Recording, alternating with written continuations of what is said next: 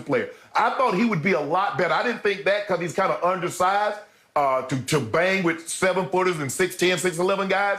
But I thought he would be better defensively than what he is. Brandon Ingram is not playing any defense. He's an offensive guy.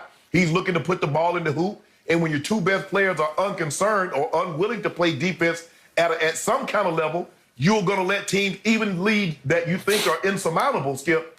A couple of threes, and everybody, because everybody, with the exception of the Lakers right now, can shoot and make threes. And so you're really, really never out of the ball game, and they let Bogdanovich get a couple of wide open looks. They let O'Neal get a couple of wide open looks. And the really thing that saved him is that Donovan Mitchell was really ice cold in the first half. I think he had 11 points in the first half on 5 of 13 shooting. So he was off. Conley didn't have the greatest night. But that's the reason why, Skip. Offensively, they can put points on the board. We see that. B.I. averaging, 25? I think, as a matter of fact, Skip, they might be the #1 duo or they're top 3 as far as scoring duos. But defense, and that's not Stan Van Gundy's calling card, Skip, is defense. But they play little to none. More time than not, they play no defense. And this is why I believe they haven't reached their potential, because teams get up and down the court. You're not going to win consistently. Now, unless you got what the Nets have, that can, on most nights, go get you 140. But even there, the Nets, Skip, they started winning games when what? When they buckled down and played a little better defensively. And so that's what the Pelicans are going to have to do, Skip, if they want to make the playoffs, want to make this push. Even just get to the 7-10, because those are play-in seeds, and then you see what happens from there. Yeah. But until that happens, Skip, they play better defense, they're not going anywhere. Yeah. By the way, they're still 2 games out of that round-robin round. So they're in 12th, and they need to be in 10th. 12th. They're 15 and 19, which is completely unacceptable when you have Zion, who made the All-Star team, Brandon Ingram, who made it last year, and Lonzo Ball, who right before your very eyes has come of age. They made a nice pickup in addition with Steven Adams, who's getting them 9 rebounds a game, so that works. They added Eric Bledsoe, who's sort of sharing the point guard duties with Lonzo. It's been pretty good, but to your point, the defense has been atrocious. It's not historically bad, but they're 29th ranked defense, so they're 2 from the bottom, so we can't go historical. But, by the way, they're 6th in offensive efficiency. Well, that'll work. So the only way they've won their 15 games is they just have to literally outscore you and hope that you don't score enough down the stretch to catch them, right? And remember what they did against Phoenix back on February 19th, not that far back, that they were up 102-91 going to the fourth quarter at home against Phoenix. They lost the fourth quarter 41-12. Okay, so whose fault is this that they've blown these leads and they're only 15 and 19? Well, I first guessed this. I'm not a Stan Van fan. Stan Van Gundy, to me, doesn't work with today's kids who play this game.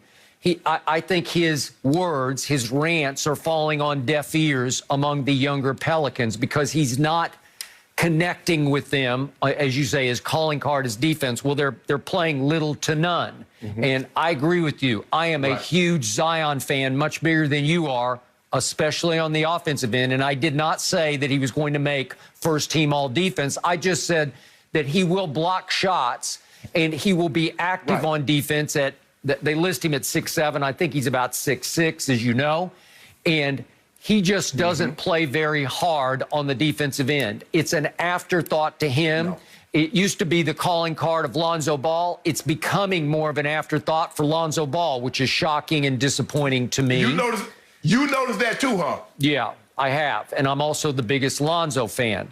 But what is shocking me is how underutilized my man Zion is in the fourth quarter of these games, because Zion is like he legitimately made the All-Star team. He's averaging 26 points, 7 rebounds, which I thought should be 10, and maybe it will. Remember, he's only 20 years of age. He's played a grand total of 57 NBA games. So he hasn't even played near a full season of NBA basketball yet, and yet he leads the league at 61% shooting from the field. That's with players who've taken 400 or more shots. So in that high of the 56 players who've taken 400 or more shots, he's running away with the percentage lead at 61%.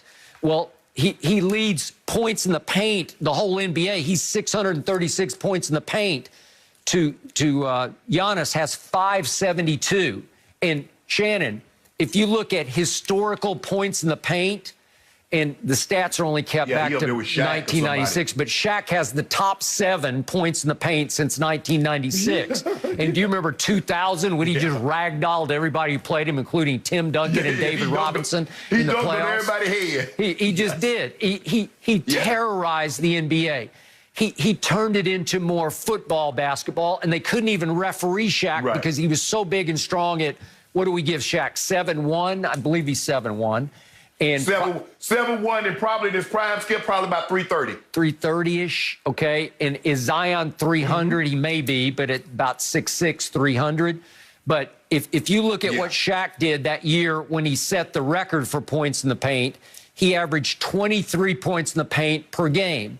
Well, Zion has the next best season to all those Shaq seasons, which is this season. He's averaging 19 points in the paint, and he's only 20 years old. When Shaq had his most dominating, devastating season, he was 27. So he was more of a man with his man body than Zion is at age 20, having played only 57 NBA games. So let's let that, go ahead, take shape. But Skip, you look, okay, Zion, 96% of his shots come from the lane. 83% of his shots come from the mid-range, the restricted area. Skip, he's taken four mid-range shots the entire season. But let me tell you why he's not getting more opportunities in the fourth quarter. I don't know if you noticed this, Skip.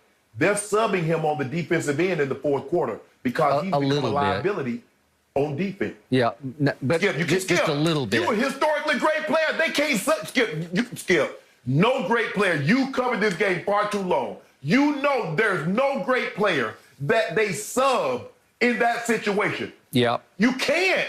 Okay. Because what happens? You get the what happens, Skip? You force them to miss, and you get the rebound, and your best offensive guy, your best guy, is on the bench. You can't run that risk. Okay, last night they did it one possession where they put Josh Hart in for him, but they put him right back in when there was a change where they could get him back in on offense. Because he was going at Rudy Gobert last night. Rudy Gobert is, what, 7'2"? And if we could see one play that Zion made in the third quarter, he would just attack him and go right into his chest. And on one play, if we see this, he just attacks him, blasts him, and doesn't get the scoop and score, but just pogo sticks right back up and puts it right back in. Well, he's knocking Rudy Gobert back on his heels because he's a baby bull. And he's got he's got ferocious touch. You know, he comes at you with 300 pounds, and he's got incredible ambidextrous touch. Well, I've never seen a force of nature quite like Zion in the paint, or if you want to say in the restricted area. But too often in the fourth quarter, he's an afterthought on offense. They don't run anything to get him the ball in the paint. Well, but the thing is, I would like to see, and like you said, he's only 20. So I'm going to give him a chance to grow and mature and give him an opportunity to work on his game so he can do something other than lay the ball up and dunk. And then that way, Skip, I can give him the ball on the wing, and I can let him create for himself or create for other people. But like you said, he's only 20 years of age. But, Skip, he might be 20 years young, but he's a grown-ass man as far as body and physicality, Skip. He just wrecking shop. I mean, he can just move grown men with the greatest of ease. He's Charles Barkley 2.0. That's how Chuck was. Yeah. He's Charles Barkley. He's a more athletic Charles Barkley. He is. That's who his game reminds you of. Now, Charles can shoot, Skip, outside. You know, Charles had range. Oh, Charles eventually developed into a very good three-point shooter. Not great, but a good one. He can make it. And like I said, Skip, you know, because he says things now, and some people like him, some people don't. People don't realize just how good Charles Barkley was. I agree. You realize how good Charles Barkley was because you covered it. But Charles Barkley did. But Shannon, Zion can be that. Zion can be that. When Zion wheels on people, when he whirls and spins, he does so with a quickness and an explosion that Charles didn't have. As great as Charles was, and he was a top 50 player. No,